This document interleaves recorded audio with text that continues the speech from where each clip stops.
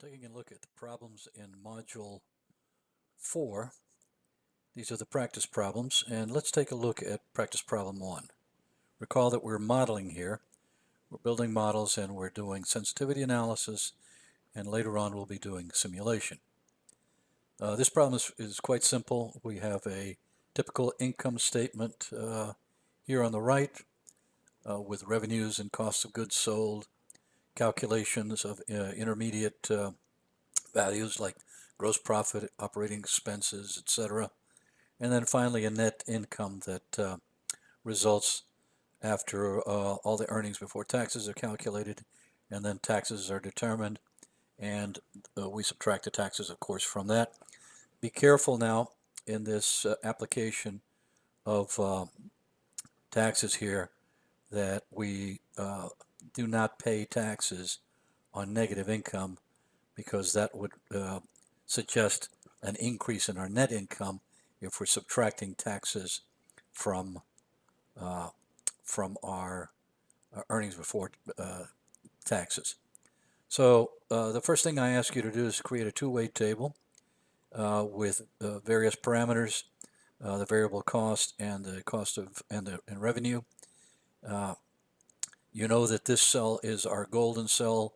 This goes in the northwest corner of the analysis, and I grab the entire area. I go to data, what if analysis, data table. It asks me to provide the row input and the column input. The row input is the variable cost that takes place here. The column input is revenue that takes place here. So identify those correctly, and then what happens is I generate this outcome. Let me get rid of this outcome for now. You notice also there's conditional formatting there to give me a sense of what was positive net income and negative net income. Go back to data. What if data table. I identify the row as the variable cost. Identify the column as revenue.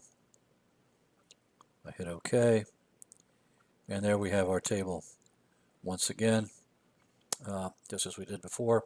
Over here I create a scroll bar. By now you know how to do that. I'm grabbing my from my quick access toolbar a scroll bar. I right click it and I get the assign, not the assign macro, but I get the format control, and then I place values in here.